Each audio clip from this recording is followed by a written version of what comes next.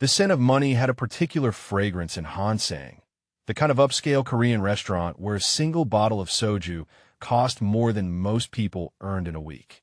Zara Williams had learned to recognize it during her 6 months serving tables here, that intoxicating blend of expensive cologne, aged whiskey, and the metallic edge of barely contained violence that clung to certain customers like smoke. Tonight, that scent was especially thick in the private dining room at the back of the restaurant, where conversations happened in hushed Korean and English, where phones never rang because everyone already knew better than to interrupt. Where watching from the right corner of Portland, Oregon, or anywhere else in the world, you could see power in its most dangerous form. I've always wondered how many of you watching have encountered that kind of magnetic danger in your own cities. Drop a comment and let me know where you're watching from, because the energy in that room could be felt from anywhere. Zara balanced the tray of banchan on her shoulder as she approached the frosted glass partition that separated the VIP section from the main dining area. Through the translucent barrier, she could make out the silhouettes of 4 men seated around a low table, their conversation a low rumble that seemed to vibrate through the walls themselves. She had been working at Hansang long enough to know that whatever happened in that room was none of her business. But tonight felt different somehow, charged with an electricity that made the fine hairs on her arms stand at attention. She pushed through the service entrance with practiced silence, her soft-soled shoes making no sound on the polished hardwood floor.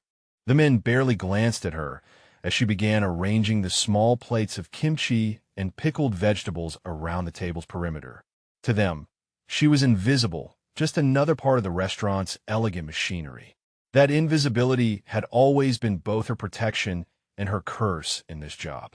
But tonight, as she moved with the fluid grace that 18 months of nursing school had taught her, she found herself studying the man at the head of the table with something approaching fascination. Jinwoo Park commanded attention without saying a word, his presence filling the intimate space like smoke filling a closed room. Even seated, she could tell he was tall, his broad shoulders testing the limits of his perfectly tailored charcoal suit. His black hair was styled with precision, not a strand out of place, and when he lifted his whiskey glass, she noticed his hands, elegant and strong, bearing a single platinum ring that caught the ambient light. He was beautiful in the way a blade was beautiful, all clean lines and restrained power. But there was something else there too, a carefully controlled stillness that reminded her of a predator conserving energy between strikes. The other 3 men deferred to him with an automatic respect that spoke of earned authority rather than inherited position. When he spoke, which was rarely, they leaned forward to catch every syllable. As she reached across the table to adjust a small plate, fragments of their conversation drifted toward her in a mix of Korean and accented English. Something about territory, about boundaries that had been crossed, about respect that needed to be restored. The words themselves were vague enough, but the tone beneath them was sharp as winter air, promising consequences for someone, somewhere. The man directly to Jinwoo's right, younger than the others with restless eyes and too eager gestures, was speaking more loudly than the rest, his words tumbling over each other in his haste to be heard.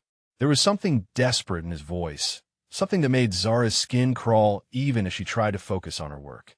She had spent enough time around desperate people in emergency rooms to recognize the particular edge that fear gave to a human voice.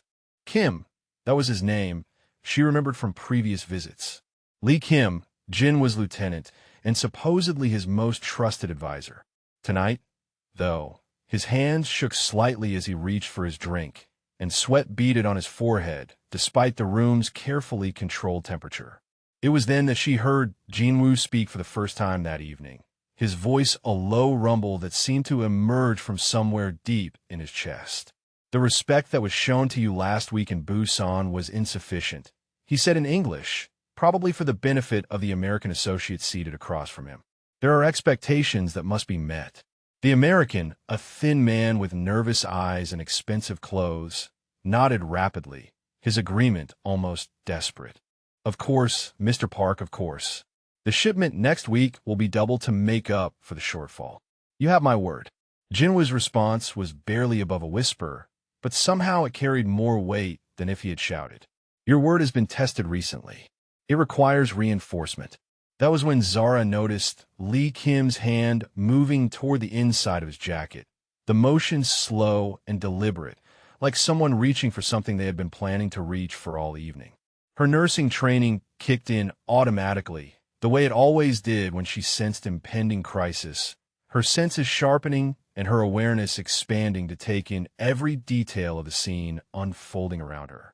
Time seemed to slow as she watched Kim's fingers close around something metallic, something that caught the overhead light for just an instant before disappearing again. Jinwoo was still speaking to the American, his attention focused across the table, unaware of the betrayal unfolding mere inches from his shoulder. The attack came with surgical precision, Kim's hand emerging from his jacket in one fluid motion, the knife blade aimed directly at Jinwoo's throat. But Jinwoo's reflexes were inhuman, honed by years of surviving in a world where hesitation meant death. He twisted away from the strike, his chair scraping against the floor as the blade sliced through empty air where his neck had been a heartbeat before. Please, he gasped as Kim lunged again, this time aiming for his chest, the desperation in his voice cutting through Zara like glass. Someone help me. The words were barely more than a whisper, spoken in English as if he knew that help, if it came at all, would have to come from an unexpected source. The American had already scrambled away from the table, his expensive suit jacket abandoned as he fled toward the main dining room. The third Korean man sat frozen, his loyalty apparently not extending to physical intervention in what was clearly a planned execution. Zara moved without thinking, her body responding to crisis the way it had been trained to respond in emergency situations. She grabbed the heavy ceramic soy sauce bottle from the table and brought it down on Kim's wrist with enough force to shatter bone. The knife clattered to the floor as Kim screamed, his arm hanging at an unnatural angle. The room fell completely silent. Jinwoo stared at her with dark eyes that seemed to catalog every detail of her face, her posture, her hands still gripping the improvised weapon. For a long moment, the only sound was Kim's labored breathing and the distant clatter of normal life, continuing in the main restaurant beyond the glass partition. Then Jinwoo stood, straightening his tie with movements that were deliberately calm, deliberately controlled. He looked down at Kim, who was cradling his shattered wrist and staring at Zara with a mixture of shock and rage. You will leave now, Jinwoo told him quietly. You will not return. You will not contact anyone in my organization again. And if I see you in this city after tonight, what this woman did to your arm will seem merciful compared to what I will do to the rest of you. Kim stumbled to his feet, still clutching his arm, and fled through the service entrance without another word. The remaining Korean man looked between Jinwoo and Zara with obvious uncertainty before Jinwoo dismissed him with a slight nod of his head. And then they were alone. The restaurant's background noise feeling suddenly very far away, as if they existed in their own private bubble of consequence and possibility. Jinwoo's gaze never left her face as he reached down to retrieve the fallen knife, testing its balance in his hand before setting it carefully on the table. Thank you, he said simply, and somehow those two words carried more weight than any elaborate expression of gratitude could have managed. You saved my life. Zara set down the broken soy sauce bottle with hands that had begun to tremble now that the immediate crisis was over. I'm a nursing student, she said, as if that explained everything. When someone needs help, you help them. Jinwoo smiled then, a slow curve of his mouth that transformed his entire face, revealing warmth that had been completely hidden beneath his controlled exterior. A nursing student who works at Hansang, he repeated thoughtfully.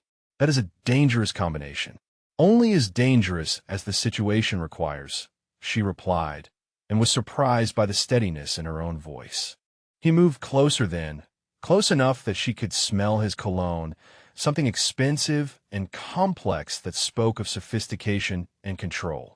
Close enough to see the small scar that traced the edge of his jaw, the intelligence in his dark eyes, the way he studied her as if she were a puzzle he very much wanted to solve. I am Jinwoo Park, he said formally, as if they were meeting at a social function rather than standing over evidence of attempted murder. "Zara Williams," she replied automatically, then wondered if giving her real name had been wise. "Zara Williams," he repeated, testing the syllables on his tongue. "You have excellent reflexes, Zara Williams. Have you considered what you will do with them?" Before she could answer, the sound of approaching sirens began to filter through the restaurant's walls, growing louder with each passing second. Someone had called the police, probably the American who had fled the scene, and suddenly the intimate bubble surrounding them burst back into the reality of consequences and complications. Jinwoo's expression shifted immediately, the warmth disappearing behind a mask of cool calculation. "Those sirens are for us," he said quietly. "And unfortunately, what you witnessed tonight makes you a very dangerous person to know." The last thing Zara saw before her carefully ordered world collapsed completely was Jinwoo reaching for his phone, his fingers moving with practiced efficiency as he began to orchestrate whatever came next in a life that had suddenly become far more complicated than serving tables and studying medical textbooks. What she could not have known, as the sirens grew closer and Jinwoo's security team began to materialize from shadows she had not known existed, was that saving his life had bound her to him in ways that would prove impossible to break, creating a connection that would transform them both in ways neither could have anticipated. The men who materialized from the restaurant's shadows moved with the fluid efficiency of a military unit, their expensive suits doing nothing to hide the barely contained violence that radiated from their carefully controlled movements. Zara found herself surrounded before she fully understood what was happening. 6 figures forming a protective circle around Jinwoo while simultaneously blocking every possible escape route from the private dining room. The sirens had grown closer, their wailing now impossible to ignore, but Jinwoo seemed completely unperturbed by the approaching law enforcement. He spoke rapidly in Korean to the man who appeared to be his second in command, a compact figure with intelligent eyes and scarred hands who nodded once before beginning to issue quiet orders into a nearly invisible earpiece. Within seconds, the evidence of the evening's violence began to disappear with surgical precision. The broken soy sauce bottle vanished into someone's jacket pocket. The table was reset to its original configuration. Even the small drops of Kim's blood were efficiently cleaned from the hardwood floor, using supplies that seemed to appear from nowhere. By the time the police would be allowed to enter this room, Zara realized with growing dread there would be no physical evidence that anything unusual had occurred here tonight. "You need to come with us," Jinwoo said quietly, his attention finally returning to her as his security team continued their methodical erasure of the crime scene. The statement was delivered with such calm certainty that it took her a moment to process the implications. "I'm sorry, what?" she managed, her nursing training finally asserting itself over the shock that had temporarily paralyzed her thoughts. "The police are coming. I need to give a statement about what happened here." Jinwoo exchanged a meaningful look with his second in command before stepping closer to her, close enough that his expensive cologne mixed with the lingering adrenaline in the air around them. "No," he said simply, as if the word itself settled all possible debate on the subject. "You do not." The certainty in his voice sent a chill down her spine that had nothing to do with the restaurant's air conditioning. "Excuse me?" she said, her voice sharper now as her natural independence began to assert itself over her initial shock. "I just witnessed an attempted murder. There are procedures that have to be followed." The man with the scarred hands approached them then, speaking in rapid Korean that Zara could not understand, but whose urgent tone needed no translation. Jinwoo's expression grew darker with each word, his jaw tightening almost imperceptibly as he processed whatever information was being delivered. When the report finished, Jinwoo turned back to Zara with eyes that had gone completely cold, all traces of the warmth she had glimpsed earlier now buried beneath layers of careful calculation. "Kim is not working alone," he said without preamble. "The man who just tried to kill me has been feeding information to the Bratva for the past 6 months, information that my organization has been bleeding resources to counteract without understanding the source of the leak." Zara felt the blood drain from her face as the implications of his words began to register. The Russian Mafia had a significant presence in Portland. Everyone knew that, but she had never imagined that her quiet job at an upscale Korean restaurant would somehow intersect with that particular world of violence and retribution. You saw his face clearly, Jin-woo continued, his voice taking on the same controlled tone he had used with the American associate earlier in the evening. You heard him speak. You can identify him to law enforcement, which makes you valuable to some people and extremely dangerous to others. The Bratva cannot allow you to testify about what happened here tonight. The room seemed to tilt around her as the full scope of her situation became clear. By helping Jin-woo, by acting on instinct and training to save a life, she had inadvertently painted a target on her own back that would not simply disappear when the police finished asking their questions. "What are you saying?" she whispered, though part of her already knew the answer to her own question. "I am saying that the moment Kim reports back to his Bratva contacts, your life becomes forfeit," Jin-woo replied with brutal honesty. "They will eliminate you to prevent your testimony, probably within the next 24 hours, and they will make it look like an accident or random violence to avoid drawing attention to their operation." The sound of car doors slamming shut in the restaurant's parking lot indicated that law enforcement had finally arrived, but somehow that approaching safety now felt like an illusion, a temporary reprieve from consequences that would follow her regardless of any protection the legal system might offer. However, Jin-woo continued, his tone shifting to something that might have been reassurance if delivered by anyone else. "You saved my life tonight. That creates certain obligations on my part, certain responsibilities that I do not take lightly. I can protect you from the Bratva, but only if you allow me to do so." "And what exactly would that protection involve?"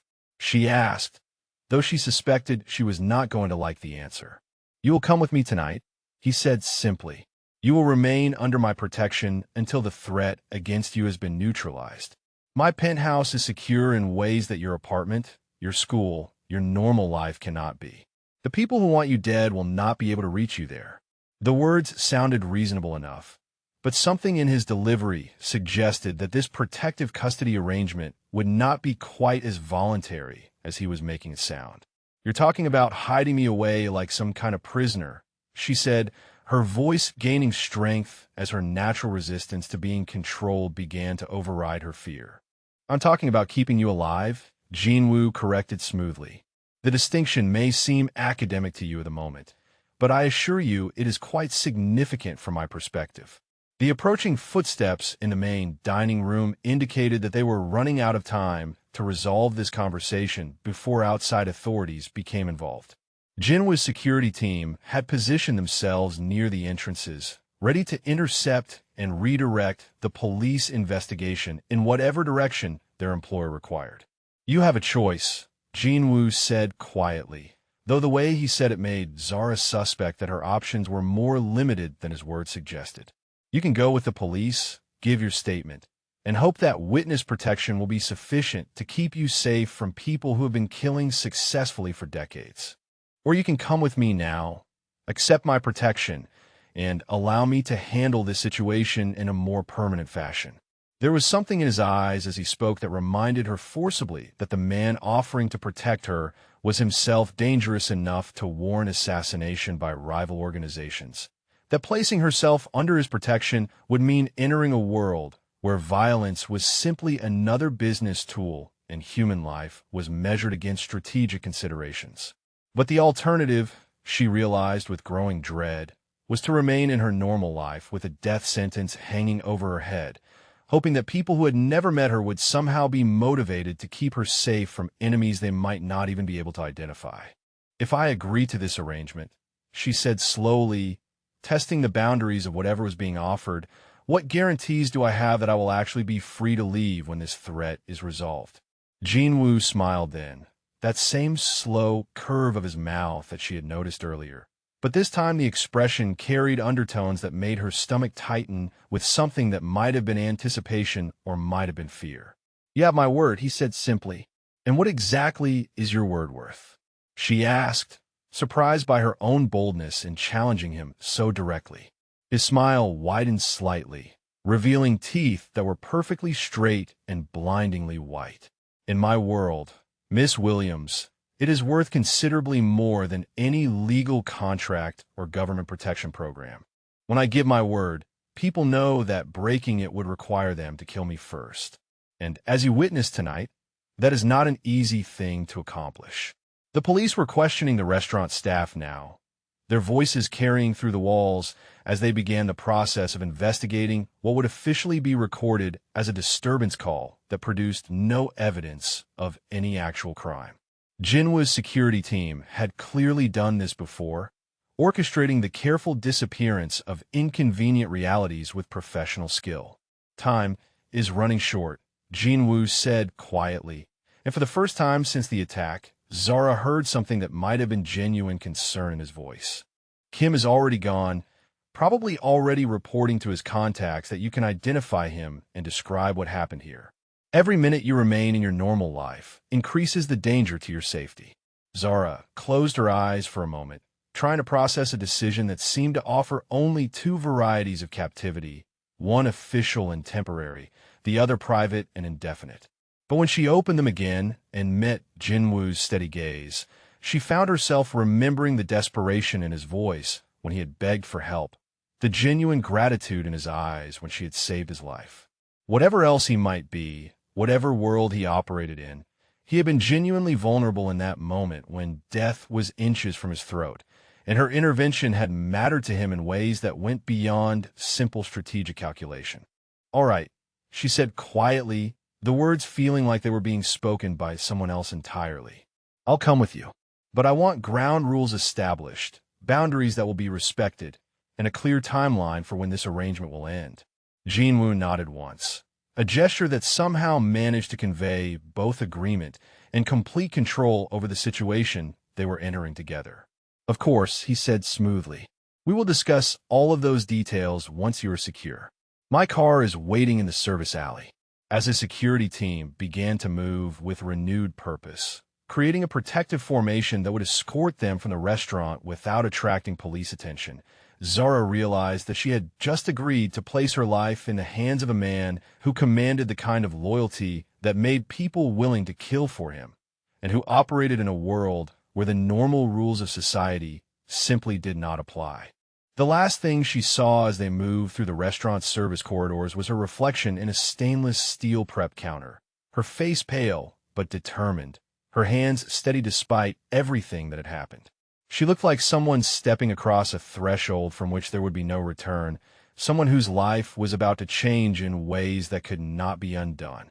What she could not have anticipated, as Jinwoo's hand settled protectively against the small of her back and guided her toward whatever came next, was that this arrangement born of necessity and mutual obligation would become something that neither of them would ultimately want to escape. The penthouse occupied the entire top floor of a glass and steel tower in downtown Portland, its floor-to-ceiling windows offering a panoramic view of the city lights that stretched toward the Columbia River like scattered diamonds against black velvet. Zara had never been in a space this expensive, where every surface seemed to whisper of wealth accumulated through methods that did not appear on tax returns, where even the silence felt luxurious and carefully orchestrated. Jinwoo moved through the space with the easy familiarity of ownership, his footsteps muffled by Persian rugs that probably cost more than her entire year's tuition. The apartment itself was a study in controlled elegance, all clean lines and muted colors. Furniture that looked like it belonged in a museum, but was clearly meant to be lived in by someone who understood the difference between expensive and valuable. "Your room is here," he said, gesturing toward a door at the far end of the main living area. "The windows face east, so you will have morning light. There are clothes in the closet that should fit you approximately, and toiletries in the bathroom. My housekeeper anticipated your needs based on reasonable estimates."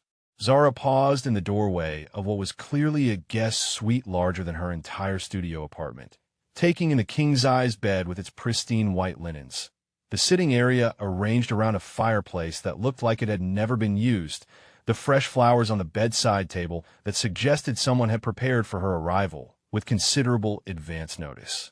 "How long have you been planning this?" she asked quietly, turning to face him with something that might have been suspicion or might have been dawning comprehension of how thoroughly her life had just been reorganized without her input. Jinwoo straightened his tie, a gesture she was beginning to recognize as his default response to questions that probed too deeply into his methods. "I have contingency plans for many scenarios," he said smoothly. "The possibility of acquiring a witness who would require protection has always been something my security team considers when operating in public spaces. So I'm just another contingency," she said, though the words came out sharper than she had intended. Something flickered across his expression then, too quick to identify, but too genuine to ignore. "No," he said quietly, and for a moment the careful control in his voice slipped enough to reveal something that sounded almost like honesty. "You are not just another anything." The conversation was interrupted by the soft chime of an elevator arriving in the private vestibule outside the penthouse door. Jinwoo's posture shifted immediately, his hand moving instinctively toward the inside of his jacket before he checked the security monitor and relaxed marginally. "Dinner," he explained, as two women in black uniforms wheeled a cart laden with covered dishes into the main living area. They moved with the same quiet efficiency as his security team, setting up an elaborate meal on the dining table before disappearing back into the elevator without having spoken a single word. The food was Korean, but elevated far beyond anything Zara had encountered during her months working at Hansang. Each dish was a work of art, perfectly balanced flavors and colors arranged on handmade ceramics that felt substantial and expensive in her hands.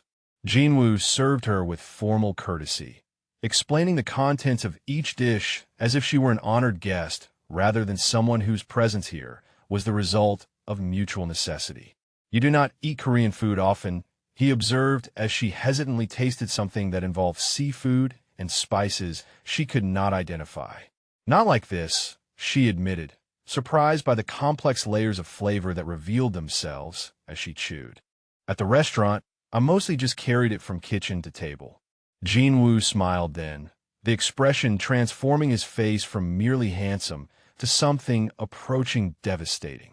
"The cooks at Hansang are competent," he said diplomatically, "but they cook for Americans who think they want authentic Korean cuisine. This is what we actually eat." They settled into a rhythm of careful conversation, touching on safe subjects like food and Portland's weather patterns, avoiding entirely the circumstances that had brought them together or what would happen next. But even as they talked about neutral topics, Zara found herself studying Jinwoo with the clinical observation skills that nursing school had taught her, cataloging small details that suggested all was not as perfectly controlled as it appeared.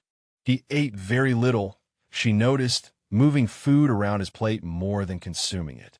His left hand trembled almost imperceptibly when he reached for his water glass.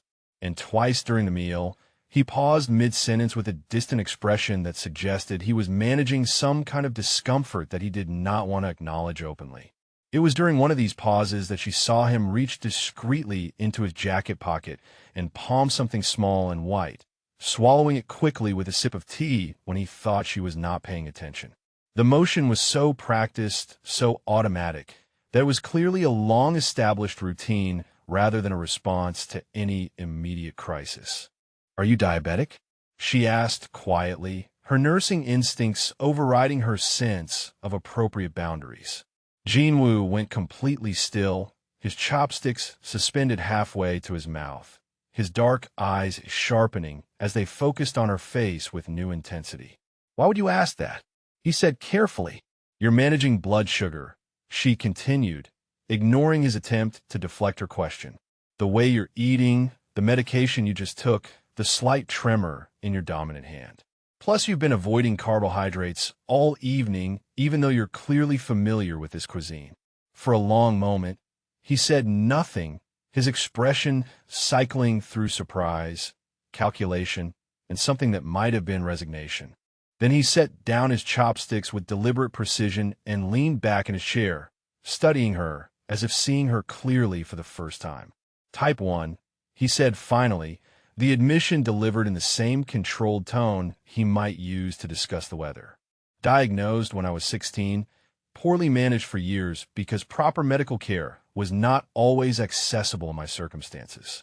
Now it requires constant attention to prevent complications that would be inconvenient in my line of work. The casual way he dismissed what was clearly a serious ongoing health issue made Zara's chest tighten with something that was part professional concern and part something more personal that she was not ready to examine too closely. Inconvenient how? She asked. Hypoglycemic episodes tend to occur at inconvenient times, he replied with dry humor that did not quite hide the underlying frustration in his voice. Boardroom negotiations, for example, or when people are trying to kill you. Blood sugar crashes are not compatible with optimal decision-making or physical coordination. That's why you need the medication schedule, she said, understanding beginning to dawn. And why you eat so carefully. And why you probably have emergency supplies stashed in strategic locations. Jinwoo's smile was rueful this time, lacking his usual confident control. You are observant, Miss Williams. Have you considered a career in intelligence gathering? I've considered a career in keeping people alive, she replied, which apparently includes recognizing when someone is not taking proper care of themselves. He was quiet for a moment, his fingers drumming against the table in a rhythm that suggested internal debate. My current physician is competent, he said eventually, but he is also intimidated by my circumstances. He prescribes what I ask for and does not push for lifestyle changes that might interfere with my responsibilities. Which means you're probably not managing this as well as you could be, Zara observed, her professional instincts fully engaged now. When was your last A1C test? Are you monitoring for early signs of neuropathy? What about retinal screening? The barrage of questions seemed to amuse him, his dark eyes warming with something that looked almost like relief. It has been some time since anyone demonstrated such clinical interest in my well-being, he said quietly. Most people in my world find it convenient to ignore any suggestion that I might be less than invincible. Well, invincible people don't need to carry emergency glucose tablets, she replied tartly, and was rewarded with his first genuine laugh of the evening, a sound that was rich and warm and entirely unexpected from someone who commanded respect through controlled intimidation. The sound of his laughter seemed to break some invisible barrier between them, and their conversation shifted from careful politeness to something more genuine. He told her about growing up in Seoul, about the grandmother who had raised him with iron discipline and unexpected tenderness, about coming to America with nothing but ambition and a willingness to do whatever was necessary to survive. She found herself sharing stories from her own childhood in North Portland, about working multiple jobs to pay for nursing school, about the satisfaction of helping people during their most vulnerable moments. What emerged was a picture of two people who had learned early that the world was not particularly interested in making things easy for them, who had developed strength through necessity rather than choice, who understood that survival often required making decisions that more fortunate people would never have to consider. It was past midnight when Jinwoo's phone rang, the sound cutting through their conversation like a blade. His expression shifted immediately back to business mode as he answered in rapid Korean, his voice taking on the controlled authority she had first witnessed in the restaurant. The conversation was brief but intense, and when he ended the call, the warmth that had developed between them during dinner had been replaced by something cold and calculating. Kim has been found dead, he said without preamble, his voice carefully neutral. Apparent suicide, though the circumstances suggest it was encouraged. The Bratva is cleaning up loose ends. Zara felt the blood drain from her face as the implications registered. Which means they know about me, she said quietly. Jinwoo nodded, his dark eyes never leaving her face. They know you exist, they know you can identify Kim, and they know you witnessed the attempt on my life. What they do not yet know is where you are, but they are looking. My sources indicate they have already been to your apartment and your school. The casual mention of her most private spaces being violated by strangers bent on violence made Zara's stomach clench with a fear that was more visceral than anything she had experienced at the restaurant. These were not abstract threats anymore, but real people taking real action to end her life for the simple crime of helping someone in need. How long? she asked, surprised by the steadiness of her own voice. Until the threat is neutralized? Jinwoo considered the question with the same careful attention he might give to a business decision. That depends on several factors, most of which are beyond your control or mine. But I estimate weeks rather than days, possibly longer if they prove more resourceful than my intelligence suggests. Weeks. The word hung between them like a physical presence, carrying implications about proximity and dependence that neither of them had been prepared to contemplate when this arrangement was first proposed. Weeks of living in this controlled environment, weeks of existing under his protection, weeks of pretending that the growing awareness between them was simply a byproduct of forced circumstances rather than something more dangerous and compelling. Are there rules? She asked finally, because nursing school had taught her that survival often depended on understanding the parameters of any given situation. For your safety, yes, Jinwoo replied immediately. You do not leave this building without security escort. You do not contact anyone from your previous life without approval. You do not discuss the circumstances that brought you here with anyone outside my organization. He paused, his eyes searching her face as if trying to gauge her reaction to what he would say next. For everything else, we will discover what works as we go.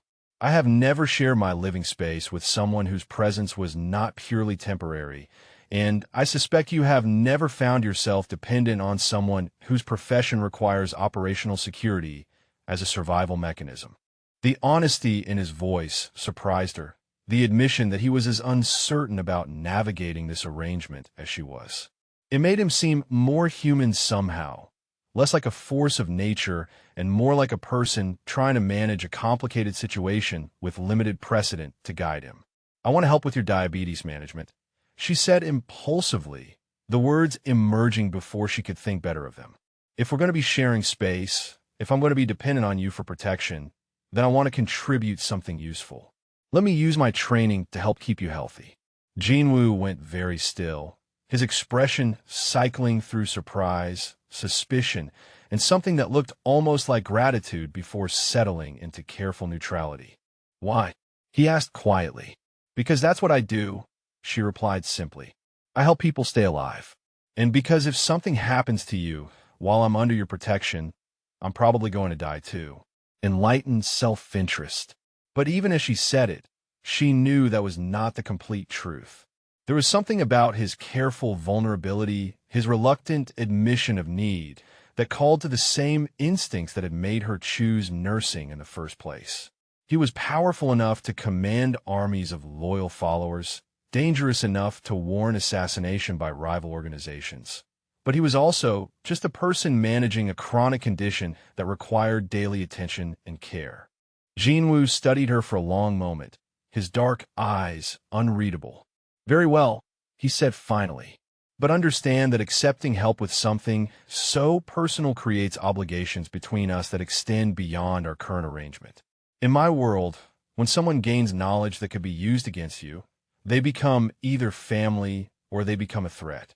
The weight of his words settled over her like a heavy blanket, warm and protective, but also confining. She was beginning to understand that every choice she made in this strange new environment carried consequences that reached far beyond immediate circumstances, that the simple act of caring for someone in Jinwoo's position meant accepting responsibility for secrets that could destroy him if misused. I understand, she said quietly, though she suspected she was only beginning to comprehend the true complexity of what she had just agreed to. As they said goodnight and retreated to their separate rooms, Zara realized that somewhere during their long conversation, the man she had thought of as her captor had become something more complicated and considerably more dangerous to her peace of mind. He was still the powerful crime boss who held her life in his hands, but he was also someone who laughed at her medical questions and trusted her with vulnerabilities he kept hidden from the rest of his dangerous world. The recognition that she was beginning to care about him as a person rather than simply depending on him for protection was perhaps the most frightening thing that had happened to her since the night began. 3 weeks into their arrangement, Zara discovered that Jinwoo had been lying to her about almost everything that mattered. She found the intelligence reports while helping him organize his medication schedule, manila folders marked with Cyrillic text scattered across his home office desk like pieces of a puzzle she was not supposed to see. Her Russian was limited to medical terminology, but she recognized enough words to understand that these were surveillance reports about Bratva activities in Portland, dated from the past 6 months rather than the past 3 weeks. The implications hit her with the force of a physical blow. The threat against her life was not some immediate crisis that had emerged from Kim's betrayal. It was an ongoing situation that Jinwoo had been monitoring and managing for months, which meant her rescue from the restaurant had been something far more calculated than the spontaneous protection of a helpful witness. She was still staring at the documents when Jinwoo returned from his morning business meeting, his expensive suit jacket draped over one arm as he entered his office with the quiet confidence of someone who owned every space he occupied.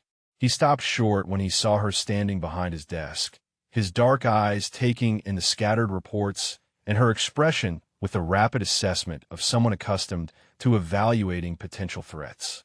"I can explain," he said quietly, though his tone suggested he was not particularly surprised to be having this conversation. "Can you?" Zara replied, her voice carefully controlled despite the fury building in her chest.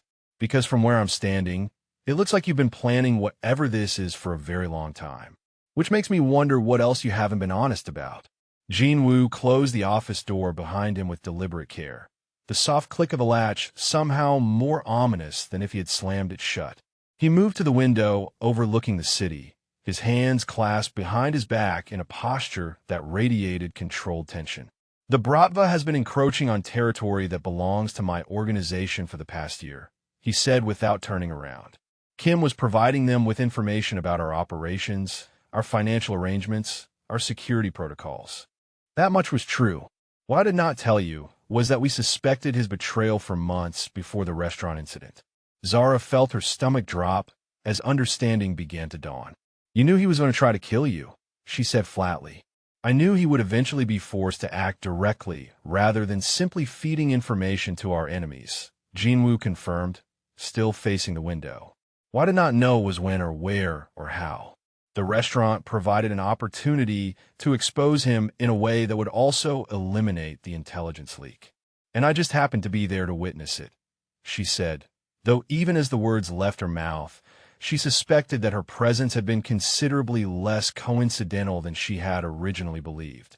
Jinwoo turned to face her then, his expression unreadable. "Your shift schedule at Hansang was not difficult to obtain," he said simply. "Nor was information about your background, your education, your financial situation, your family circumstances. I have been aware of you for several weeks before the incident occurred."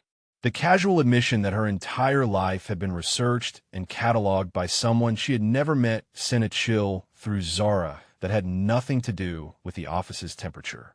"You've been watching me," she said, the words coming out flat and dangerous. "I have been evaluating potential assets," he corrected, as if the distinction somehow made his behavior less invasive. "Your nursing background made you valuable. Your financial difficulties made you potentially cooperative.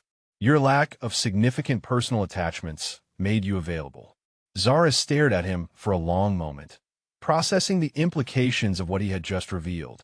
"You manipulated the entire situation," she said slowly. "The attack, my involvement, this whole arrangement. None of it was coincidental." "The attack was real," Jinwoo replied, his voice taking on the controlled edge that suggested she was approaching boundaries he preferred not to have tested. "Kim genuinely intended to kill me, and your intervention genuinely saved my life. Everything that followed was a result of decisions you made freely." "Freely?" Zara's voice rose despite her efforts to maintain control. "You researched my background like I was some kind of asset to be acquired, manipulated circumstances to force me into a situation where I had no choice but to help you, and then used the consequences of that help to trap me here under the pretense of protection. What exactly about any of this has been free?" Jinwoo's jaw tightened almost imperceptibly, the only sign that her accusations were having any effect on his carefully controlled composure. "You are alive," he said quietly. "Kim is dead. His Bratva contacts are temporarily disrupted, and you are safe from retaliation. Would you prefer a different outcome?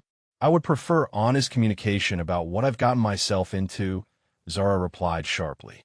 I would prefer to know whether this arrangement has any realistic endpoint or whether you intend to keep me here indefinitely as your personal medical assistant and whatever else you've decided I might be useful for. The silence that followed her challenge was electric with tension, Jinwoo's dark eyes searching her face as if trying to determine how much truth she was prepared to handle.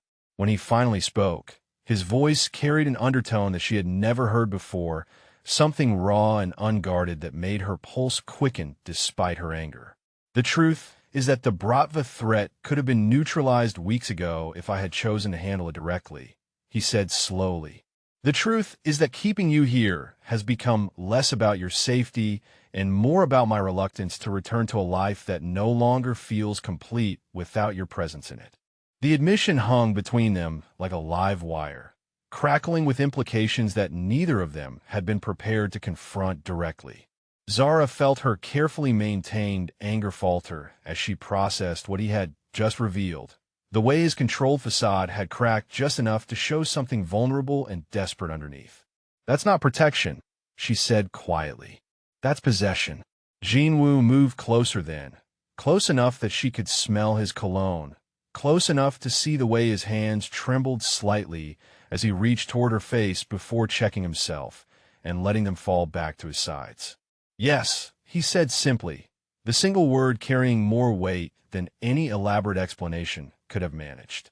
The honesty in his voice was devastating in its simplicity, stripping away all pretense about noble motives or necessary precautions, and leaving only the raw admission that he wanted her to stay because he needed her in ways that had nothing to do with medical care or witness protection. I can't stay here as your prisoner, she said, though the words came out less forcefully than she had intended, her resolve weakening in the face of his unexpected vulnerability. Then stay as something else, he replied, his voice dropping to barely above a whisper. Stay because you choose to, not because circumstances force you to. Stay because what we've built together over these weeks means something to you as well. The conversation was interrupted by the sharp chime of an emergency alert from Jinwoo's security system, followed immediately by the sound of his phone ringing with a harsh insistence that indicated crisis. His entire demeanor shifted instantly from vulnerable confession to lethal competence as he answered the call and listened to rapid Korean delivered in urgent, clipped tones. How many? He asked in English, presumably for her benefit, his free hand already moving toward the secure drawer where she knew he kept emergency supplies, including glucose tablets, and what she suspected was a weapon. The person on the other end of the call was speaking too quickly for her to follow, but Jinwoo's expression grew darker with each word. When he ended the call, his movements were sharp and purposeful as he began activating security protocols she had only heard about in abstract terms. The building is under surveillance, he said without preamble, his voice taking on the controlled authority she remembered from their first meeting. Bratva contractors, probably preparing for an assault. My security team is responding, but we need to assume they will penetrate the building's defenses.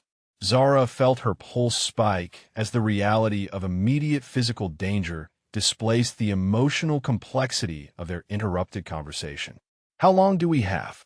She asked, her nursing training automatically shifting her focus to practical crisis management.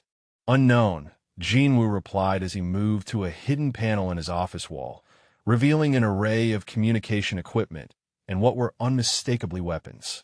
Could be minutes, could be hours. They may attempt to take us alive for questioning, or they may simply eliminate everyone in the penthouse and sort out the details afterward. The casual way he discussed the possibility of their imminent death sent a chill through Zara that was equal parts terror and determination. What do you need me to do? She asked, surprised by the steadiness of her own voice. Jinwoo paused in his preparations, his dark eyes fixing on her face with an intensity that made her feel suddenly visible in ways that had nothing to do with physical sight. You need to stay alive, he said quietly. Everything else is secondary to that objective. That's not an answer, she replied firmly. I'm not going to hide in a corner while people try to kill us. Tell me how I can help." For a moment, something that looked almost like pride flickered across his expression before being subsumed by the cold calculation required for survival. "There's a medical kit in the safe behind my desk," he said finally. "Full trauma supplies, including surgical instruments and blood products. If this goes badly, your skills may be the only things standing between life and death for both of us." The sound of the building's fire alarm suddenly filled the air, followed by what Zara recognized as the distinctive crack of automatic weapons fire from somewhere far below them. Jinwoo's security team was apparently engaging the threat, but the fact that violence had already begun meant their timeline for preparation had just shortened dramatically. Jinwoo handed her a ceramic vest that was surprisingly heavy, helping her adjust the straps with practiced efficiency before donning his own protective gear. The vest was clearly designed for someone smaller than him, and she realized with a mixture of gratitude and dread that he had planned for the possibility of needing to protect her during exactly this kind of scenario. "Stay close to me," he said as he checked the action on a pistol that looked like it belonged in a military armory rather than a civilian residence. "Whatever happens, do not try to be heroic. Your courage in the restaurant saved my life, but this is different. These people are professionals, and they will kill you without hesitation if you give them the opportunity." The elevator chimed in the vestibule outside the penthouse, followed immediately by the sound of electronic locks disengaging in sequence. Jinwoo's security system was apparently being overcome by people who knew exactly how to neutralize his defenses, which suggested a level of preparation and inside knowledge that made Zara's stomach clench with dread. Jinwoo positioned himself between her and the main entrance to the penthouse, his movements economical and precise as he prepared for whatever was about to come through that door. In the space of minutes, he had transformed from the vulnerable man, making emotional confessions, to a lethal predator preparing to defend his territory, and the transition was both fascinating and terrifying to witness. The attack came with surgical precision. Multiple entry points breached simultaneously as masked figures flooded into the penthouse through the main door, the service elevator, and what appeared to be the emergency stairwell access. They moved with military coordination, their weapons trained on specific locations that suggested advanced surveillance and detailed planning. Jinwoo's response was immediate and devastating, his first shots dropping 2 attackers before they had fully entered the main living area. But there were more behind them, too many to handle through individual marksmanship, and Zara realized with growing horror that the careful life they had built together over the past weeks was being dismantled by people whose only interest was in erasing them both from existence. It was during the chaos of gunfire and tactical movement that she saw Jinwoo stumble, his left leg suddenly unable to support his full weight as blood began to seep through his expensive trousers. The wound was not immediately life-threatening, but it was affecting his mobility at exactly the moment when speed and precision were most critical to their survival. Without thinking, Zara broke from the cover position where he had ordered her to remain and moved toward him with the same instinctive response that had driven her to help him in the restaurant. This time, however, her intervention took the form of direct action against their attackers rather than simple medical assistance. The heavy ceramic ashtray from Jinwoo's coffee table made an effective weapon when applied with sufficient force to the base of an attacker's skull, dropping him instantly and providing her with access to his dropped rifle. Her experience with weapons was limited to basic military training from her father's army background, but the fundamentals came back quickly under the pressure of immediate necessity.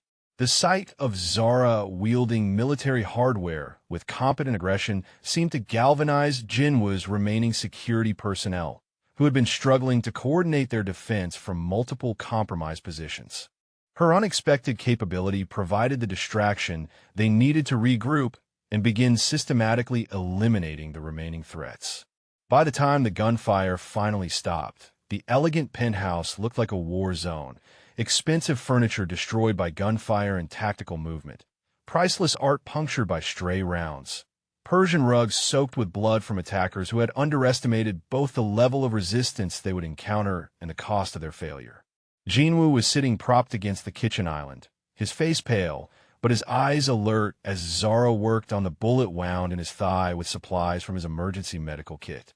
The injury was messy, but manageable, muscle damage and blood loss, but no arterial involvement or bone fragmentation that would require surgical intervention. "You saved my life again," he said quietly as she applied pressure bandages with the confident competence that came from extensive clinical training. "This is becoming a concerning pattern. Maybe you should consider a career change," she replied tartly, though her hands were gentle as she secured the dressing. "Something with less occupational hazard exposure." Jinwoo's laugh was weak but genuine, his free hand covering hers as she finished with the bandages. "I will take that under advisement," he said softly, though I suspect it may be too late for significant career pivots. The sound of approaching sirens indicated that law enforcement and emergency services were finally responding to reports of automatic weapons fire in downtown Portland, which meant their immediate crisis was transitioning into the equally complex challenge of managing official attention without exposing details that could not be safely shared.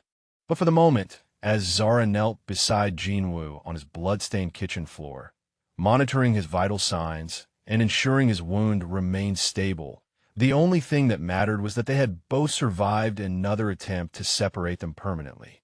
Whatever manipulation had brought them together, whatever lies had sustained their arrangement, the simple fact remained that they were stronger together than apart, and that protecting each other had become as natural as breathing.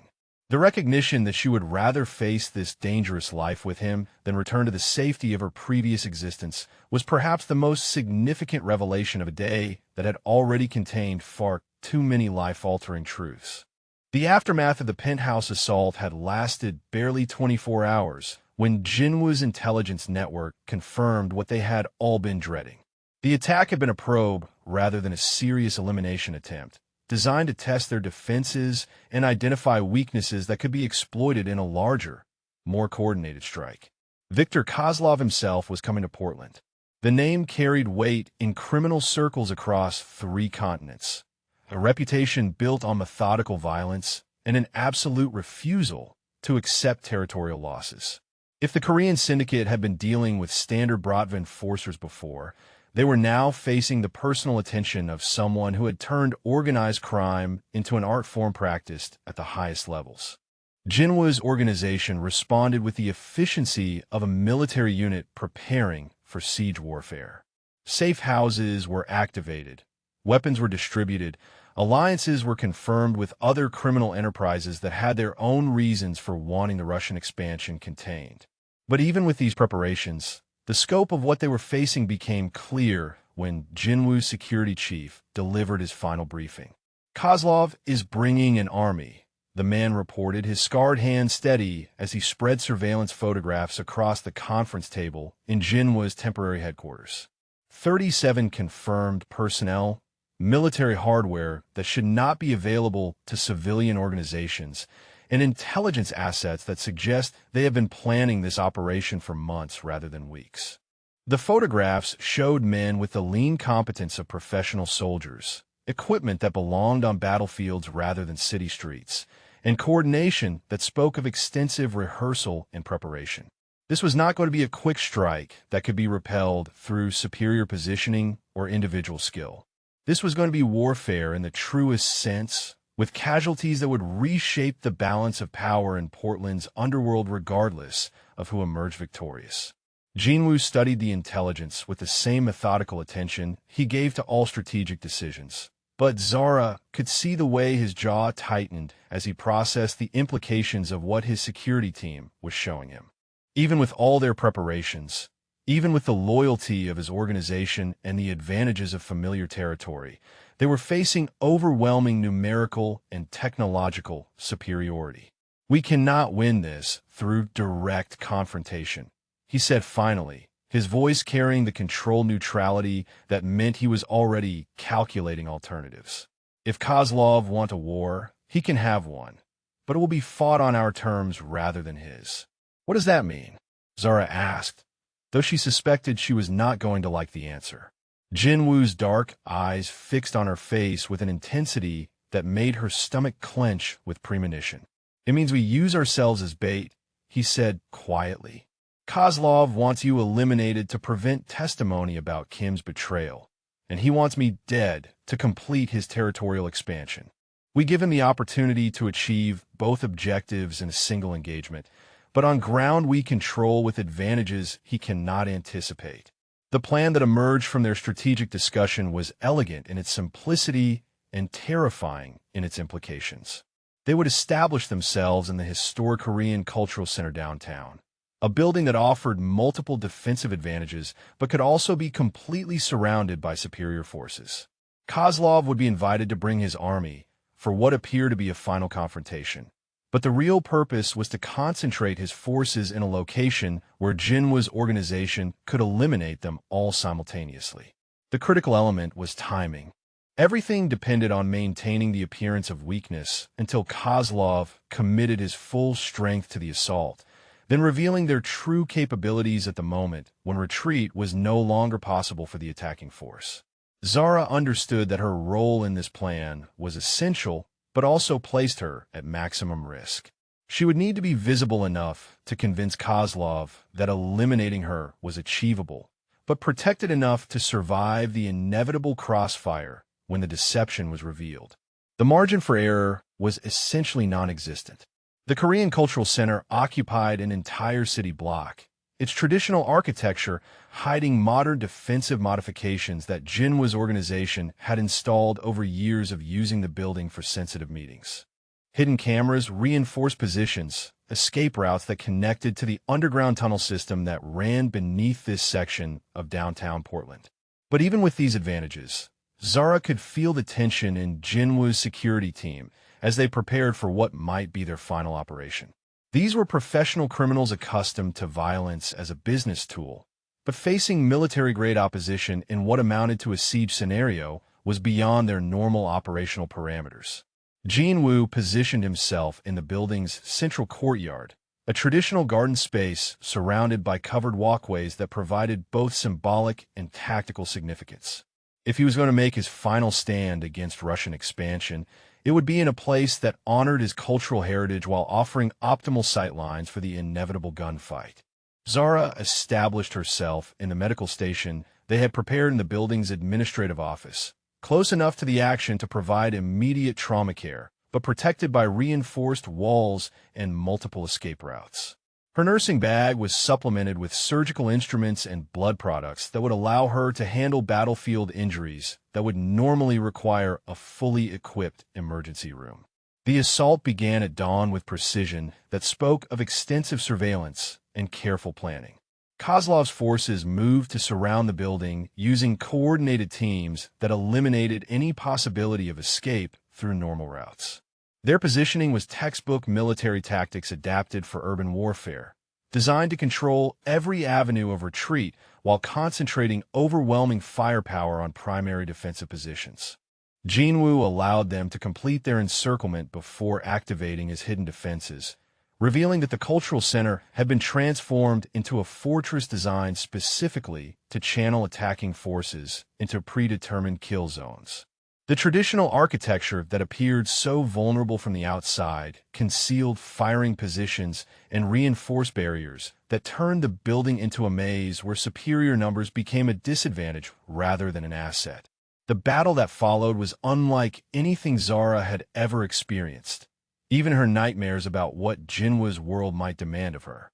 The sound of automatic weapons fire echoed through the building's courtyards and hallways, punctuated by explosions that shook the ancient wooden structures and filled the air with smoke and debris. But Jinwoo's defensive strategy was working. Kozlov's forces were being systematically destroyed as they attempted to penetrate positions that had been designed to exploit every tactical mistake that overwhelming confidence might produce.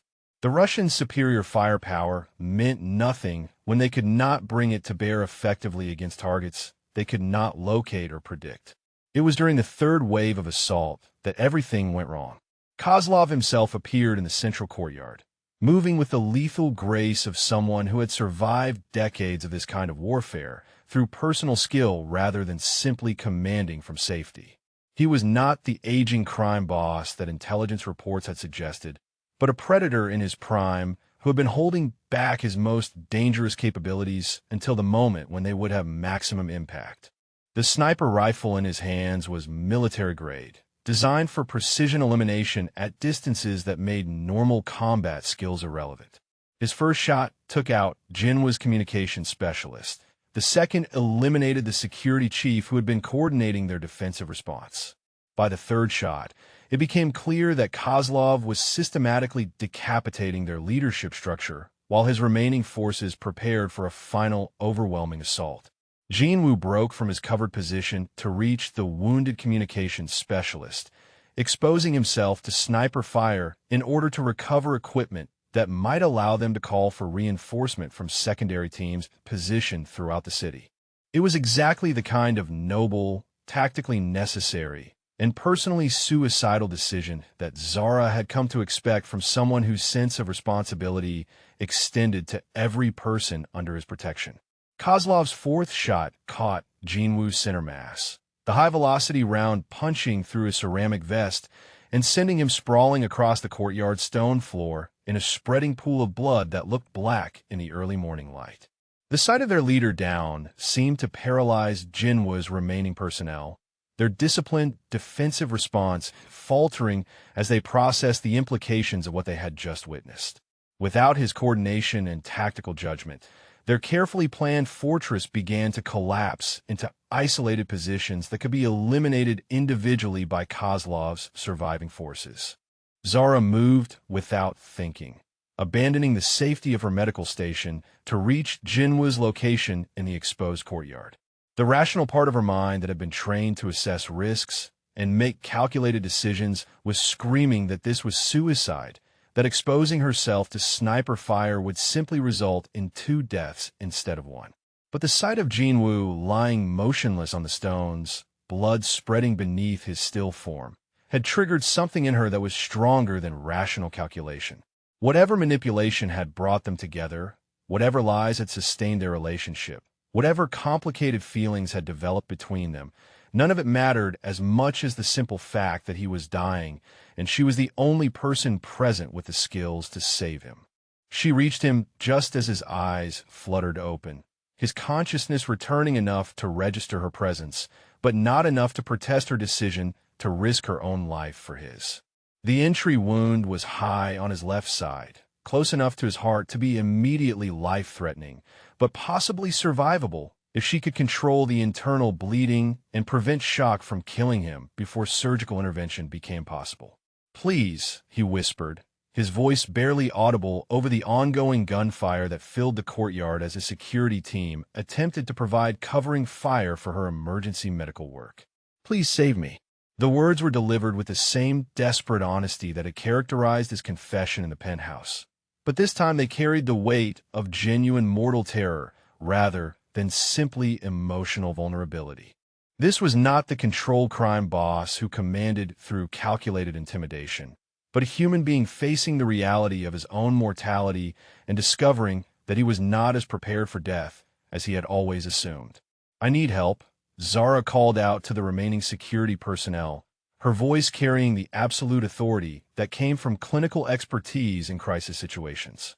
"I need clean water, towels, and someone to maintain pressure on secondary bleeding while I assess internal damage."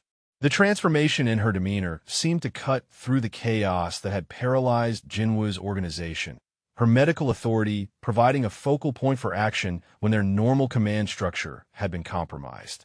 These were hardened criminals accustomed to violence and death, but they found themselves responding to her orders with the same automatic obedience they normally reserved for Jinwoo himself. "Stop the bleeding here," she directed one of the security men, guiding his hands to the appropriate pressure point while she worked to establish an intravenous line that would allow her to combat shock and fluid loss. "Keep steady pressure. Do not let up. Do not look away from what you are doing." The man followed her instructions with precision despite the fact that automatic weapons fire was still striking the walls around them, his loyalty to Jinwoo extending to absolute faith in anyone who might be able to preserve his life. The sight of their feared leader reduced to helpless dependency had apparently crystallized something in his organization's understanding of Zara's importance that went far beyond her original role as protected witness. She worked with the focused intensity that nursing school had trained into her, her hands steady as she established vascular access and began fluid replacement while simultaneously assessing the damage that Kozlov's rifle had inflicted. The bullet had missed his heart by inches, but had penetrated his lung and was causing internal bleeding that would kill him within minutes if not controlled immediately. Field surgery under combat conditions was not something she had been trained for, but the fundamentals of trauma care were adaptable to any environment where someone's life hung in the balance. She opened his chest cavity using instruments designed for precision rather than field expedience. Her movements economical and confident as she located and clamped the bleeding vessels that were draining his life onto the courtyard stones. The room, if the bullet-scarred courtyard could still be called a room, fell completely silent as Jinwoo's security personnel watched her work. Even the ongoing gunfire from other parts of the building seemed distant and irrelevant compared to the life-and-death struggle being waged with surgical instruments and medical supplies in their primary defensive position. Kozlov's voice echoed from somewhere in the surrounding buildings as he called for Jinwoo's surrender, apparently unaware that his target was currently undergoing emergency surgery in full view of anyone with binoculars and a clear sightline. The irony that the most feared crime boss in 3 continents was demanding the surrender of someone who was unconscious from blood loss and surgical trauma would have been amusing under other circumstances.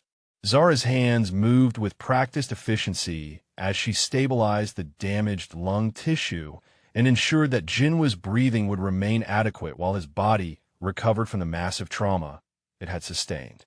Her emergency surgical intervention was crude compared to what a fully equipped operating room could have provided, but it was sufficient to save his life if infection and secondary complications could be prevented.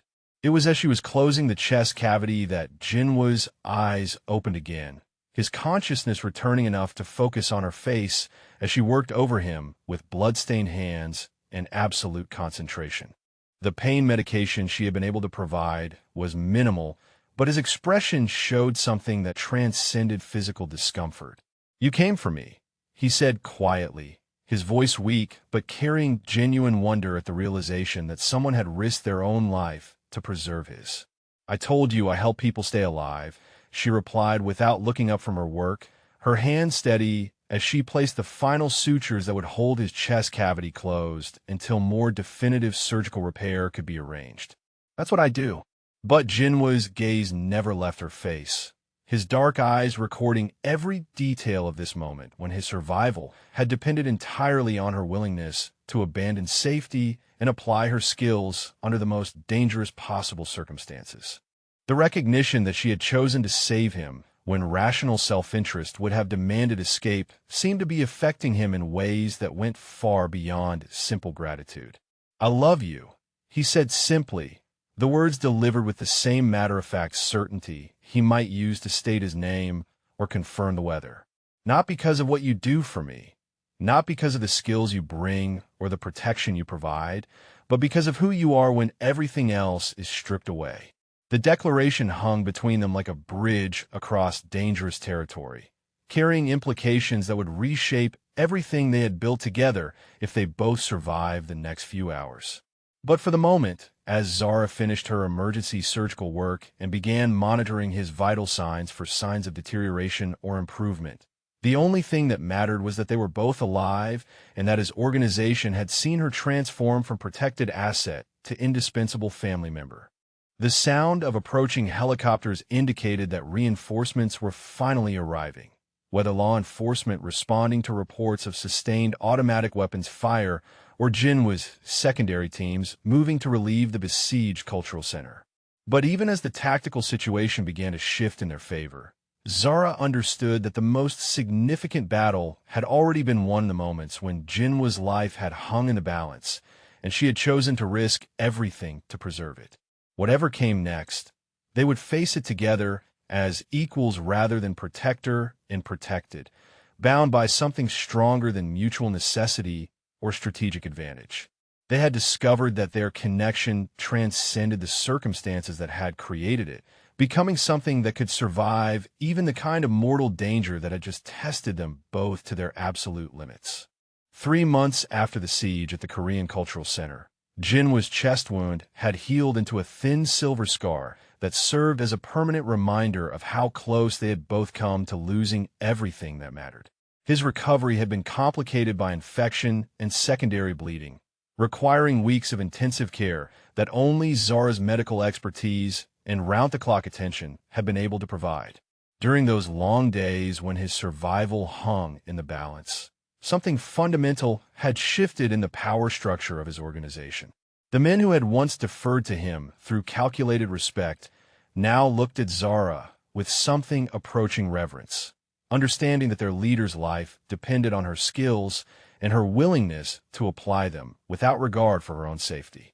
Viktor Kozlov's death during the Cultural Center assault had effectively ended the Bratviz territorial expansion in Portland, his surviving forces retreating to safer ground rather than continuing a war that had cost them their most effective leadership. The intelligence network that had supported Kim's betrayal had been systematically dismantled, its operatives either eliminated or persuaded to redirect their loyalties toward more sustainable arrangements. Jinwoo's empire was not only secure, but expanded, absorbing resources and territory that his enemies could no longer defend effectively. His reputation had been enhanced rather than diminished by the siege, his survival against overwhelming odds becoming a legend that would discourage future challenges for years to come. But for all the strategic victories and territorial gains, the most significant change was in the way he looked at Zara each morning when she checked his vital signs and adjusted his medication schedule. The careful control that had once defined every aspect of his personality had been replaced by something warmer and more genuine, as if surviving mortal danger had given him permission to be human in ways he had never previously allowed himself. "You do not need to stay," he said quietly one evening as she finished preparing his insulin injection, the words delivered with the same careful neutrality he had once used for business negotiations. "The threat to your life has been eliminated. My organization has accepted your value completely, and there are no longer any external factors compelling this arrangement." Zara paused in her work, the syringe steady in her hand as she processed what he was offering. Complete freedom, she realized, not just from the protective custody that had originally brought them together, but from any sense of obligation or gratitude that might compel her to remain in a life she had never chosen for herself. "I have arranged for a financial compensation that will allow you to complete your nursing education without working," he continued, his voice carefully controlled despite the obvious difficulty he was having with this conversation. "A house in whatever city you prefer, legal documentation that will establish a new identity if you wish to disappear completely from this world. Everything you need to build whatever life you want, without any connection to what you have experienced here." The offer was generous beyond anything she could have imagined, representing not just financial security, but genuine freedom to remake herself completely. It was also, she realized with growing understanding, the most difficult thing he had ever had to say, because it meant accepting the possibility that she might choose to leave him behind entirely. "And what would you prefer?" she asked quietly, though she suspected she already knew the answer to her own question. Jinwoo set down the medication schedule they had been reviewing and turned to face her directly, his dark eyes holding hers with an intensity that reminded her of the first night they had met. "I would prefer that you marry me," he said simply, the words carrying the weight of absolute honesty. "Not because circumstances demand it, not because protection requires it, but because I cannot imagine a life that does not include you as my partner in every sense that matters." The proposal was delivered without fanfare or romantic staging, just the straightforward admission that he needed her presence in his life more than he needed anything else his wealth and power could provide. It was perhaps the most romantic thing anyone had ever said to her, precisely because it came from someone who had never needed to rely on romantic gestures to get what he wanted. "As your partner," she said slowly, testing the boundaries of what he was offering, "not as your possession or your dependent or your grateful debtor." as someone who has equal say in decisions that affect both our lives. Jinwoo smiled then, the expression transforming his face with genuine warmth and relief. As my partner in everything, he confirmed, my equal in authority, my companion in danger, my anchor in a world that has never shown me mercy until you entered it. The engagement ring he produced was not the massive diamond that his wealth could have easily provided, but a simple platinum band inlaid with a pattern that honored both her African heritage and his Korean traditions. It had clearly been designed specifically for her, incorporating elements that spoke to their shared understanding that their union would be a blending of cultures and strengths rather than the dominance of one over the other. The wedding that followed was a celebration that managed to honor both traditions while acknowledging the unconventional circumstances that had brought them together.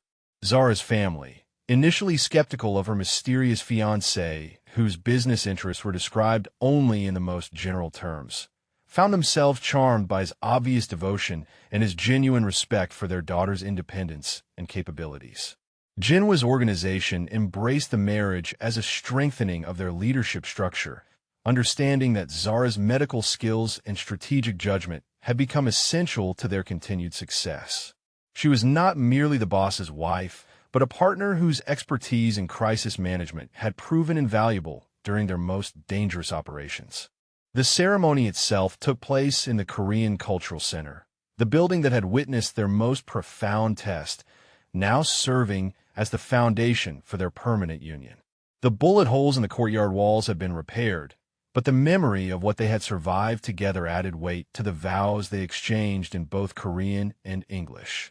Standing in the same courtyard where she had performed emergency surgery to save his life, surrounded by family members who had learned to respect the strength she brought to their dangerous world, Zara understood that she was not losing her independence by choosing this life.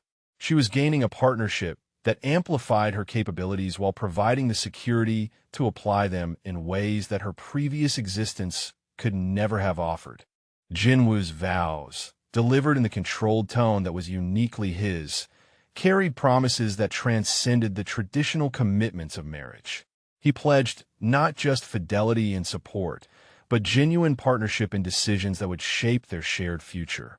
More significantly, he promised to trust her judgment in situations where her skills exceeded his, acknowledging that their survival often depended on her expertise rather than his authority.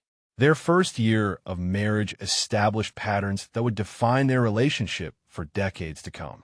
Jinwoo's empire expanded under their joint leadership, his strategic vision enhanced by her analytical skills and her ability to anticipate problems that pure tactical thinking might miss. Her medical expertise became legendary within their organization, saving lives that would otherwise have been lost to violence or accident.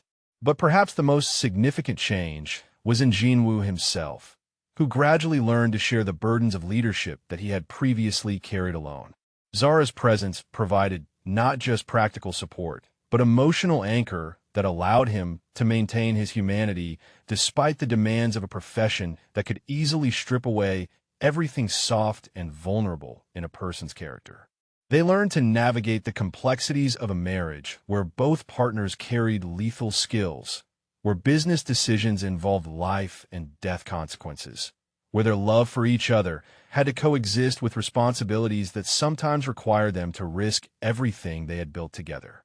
The penthouse where their relationship had begun was renovated to reflect their partnership, spaces redesigned to accommodate two people who needed both intimacy and independence, both luxury and the practical requirements of managing a criminal empire that stretched across multiple time zones. Standing together on the penthouse balcony 5 years later, watching the sun set over a city that knew them as both protectors and predators, Zara reflected on the journey that had transformed her from frightened witness to equal partner in one of the most successful criminal enterprises on the West Coast. Jinwoo's arm around her waist carried the same protective strength that had first compelled her to save his life, but now it also carried the warmth of genuine partnership, the security of shared power, the satisfaction of having built something together that was stronger than either could have achieved alone. Their love had been forged in crisis and tempered by violence, but it had emerged as something unbreakable precisely because it had been tested by circumstances that would have destroyed a connection based on anything less than absolute trust and mutual respect. "You never regret it?" Jinwoo asked quietly, his voice carrying the same wonder that had characterized his declaration of love on the day she had saved his life. Choosing this life, accepting what it demands, staying with someone whose profession makes normal happiness impossible. Zara turned in his arms to face him directly, her hands settling against his chest, where she could feel the steady heartbeat that her medical intervention had preserved. "Normal happiness is overrated," she replied with a smile that carried all the confidence of someone who had found exactly where she belonged. "I prefer extraordinary devotion." Their kiss, there on the balcony, overlooking a city that respected their power and feared their combined capabilities, tasted of sandalwood and determination, of shared danger and absolute security, of a love that had been earned through mutual protection and proven through mutual sacrifice. Whatever challenges their future might bring, they would face them as they had learned to face everything else, together and unafraid, dangerous to their enemies and devoted to each other in ways that transcended the normal boundaries of civilized society. They had claimed each other completely, and nothing in heaven or earth would be strong enough to separate them.